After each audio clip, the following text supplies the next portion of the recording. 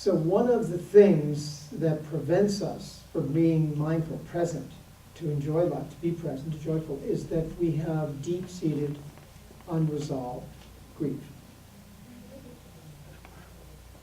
All of us carry it at very fundamental and deep levels. And to be fully present, we need to release that. Release the painful effects of the past that we haven't let go of. And actually, that's the healing we took birth for. And the relationships that are still raw or still unhealed are the places that are holding us back from being fully mindful and fully present, because they're behind us and pulling our attention. Let me give you a little simple example. Get up in the morning, start to go to work, and you leave home, and your husband or wife says something that you forgot to do. And you promised that you were going to do it. And they get on your case for not doing that. And, you know, there's only a few minutes, you got to get out of the house, you got to run, so you... But irritable, you're a little irritable now because of that comment. And there was no time to resolve it, talk about it, because you're running, right? And you're driving to work, and all of a sudden, someone in front of you, all right, suddenly stops, right? And you're this close to hitting them, rear-ending them. So now you got a little bit more anxiety added to that, right? You get to work, and the first thing that happens is someone at your job comes over to you, your supervisor or whatever, and says, look, you made this huge mistake. So what are you going to do about this? This is going to cost the company big time, da-da-da-da-da-da-da-da. You fill in the scenario, right? And now that little irritability and that little near accident, all of a sudden, you are out of your space, right? Yeah, you meditated in the morning, you did your affirmations, you went all that, and now you're all of a sudden you're out of your space, right? And the day goes on kind of like that. And your boss yells at you, and you come home, you come at the end of the day, and you haven't had a moment to breathe or debrief. And the first thing out of your mouth, involuntarily, is something really stupid that you say to someone you really love. And that starts a major argument, which doesn't get resolved that night, and both people go to bed really upset. Okay? We've all been through it. We know what it is, right? That builds into unhealed relationships over time. So it's like every one of those events took a little piece of your heart out, and at the end of the day, you have this little kind of shattered piece called a heart of a few fragments left. And that's how much energy you have left to be present, which is practically zero, because nothing has been healed. So what happens over years is these things mount up. These unhealed feelings mount up. And instead of coming into the day with a full heart, we come in with a fragmented heart. And what we don't realize is that all of those unhealed relationships, whether they have gone out of your life or not, are the missing parts of your heart that you don't have anymore. So as a result, we can't love anybody fully anymore because we haven't healed all those places in our lives. Can't be fully present anymore because all of that stuff is still gnawing away at us. And we've got to work on those unhealed relationships. Even if that person isn't even alive anymore. Could be a grandfather, a mother, a father who passed on. But the way that the relationship ended, there was not a closure. There was not healing in that relationship. There was not a connection that was positive. Those energies are pulling us away, calling out to us saying, come back, and look at me, and deal with me. So we have to look at those, and this is where the heavy lifting comes. This is where we really have to go deep, because to go deep is to go present. And we have to look at this. We're going to look at some of those things, and I want to begin the story, this little journey here, with a little story about Buddha and the mustard seed. Does anyone know that story about Buddha and the mustard seed? It's a classic story on this theme. So there was a lady who had a child, very young. And the child died shortly after it was born, like 3 or 4 months after it was born. And anyone who's a mother or known a little bit about motherhood knows that one of the greatest griefs that a mother can bear is the dying of a child shortly after birth, 3 or 4 months, a year after birth. But the attachment is so powerful. And so this woman was in a state of total anguish and grief. And she came to Buddha and asked Buddha, oh, bring back my child. You know. She was weeping, she was wailing, she just couldn't find the doorway out of that. And so she was begging, believing that Buddha could bring the child back to life. Not in a sarcastic way, mocking, but really believed it, that the Buddha could do this. And the Buddha agreed. He said, okay, I'll bring your child back to life, but on one condition.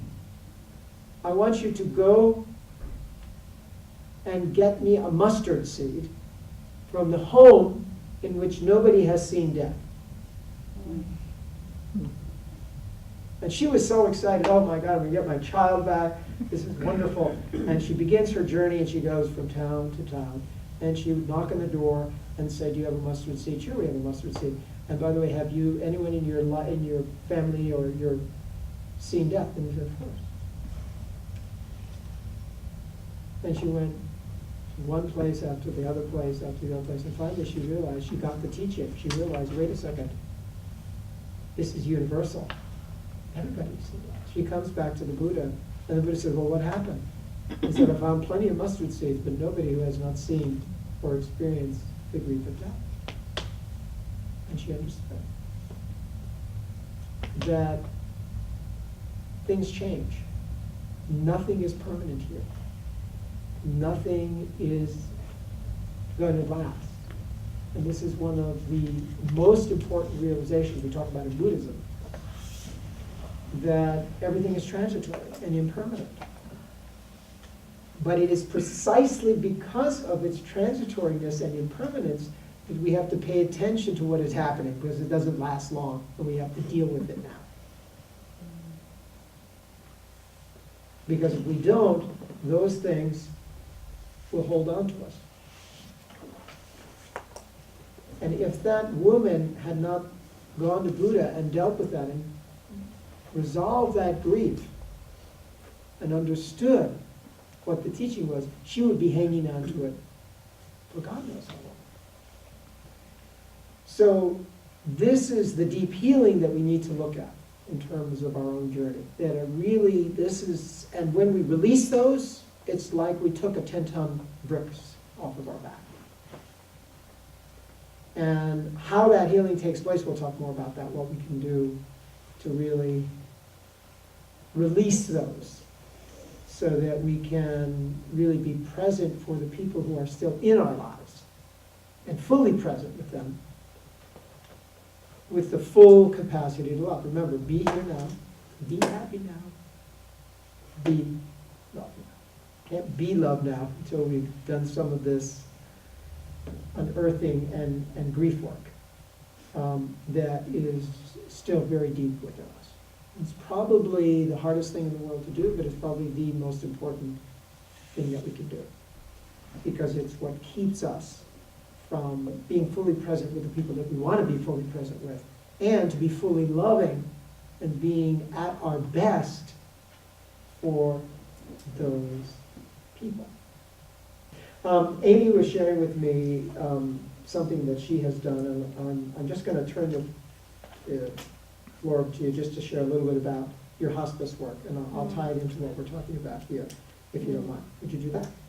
Well, when you're talking about, and I've forgotten your term, but in the nursing world it's called active listening, you called it Conscious and compassionate listening. Passionate listening. And, even in nursing world, we're kind of beaten over the head with that. I found that I still brought to the table this desire to fix situations. And I'd listen, and then I would quickly want to interject my solution. And about a year ago, the opportunity to volunteer for hospice jumped off the page at me, and I went through the training and have been doing it for a year. And I have to say, there's no better tool to selfishly teach one how to be, a true active listener without any agenda, with a multitude of different personalities and situations. You don't know what you're walking into. You don't know the needs of the person. You can't fix anything. And you better not be there to say anything that comes from your own mind, really. You're really reflective. Yeah, that's funny because, the irony is that you'd think people who are doing hospice work are kind of morbid, must be morbid people or something. Yeah. They want to be around death. But really, it's the exact opposite. It is, yeah. I agree. It's an affirmation of life.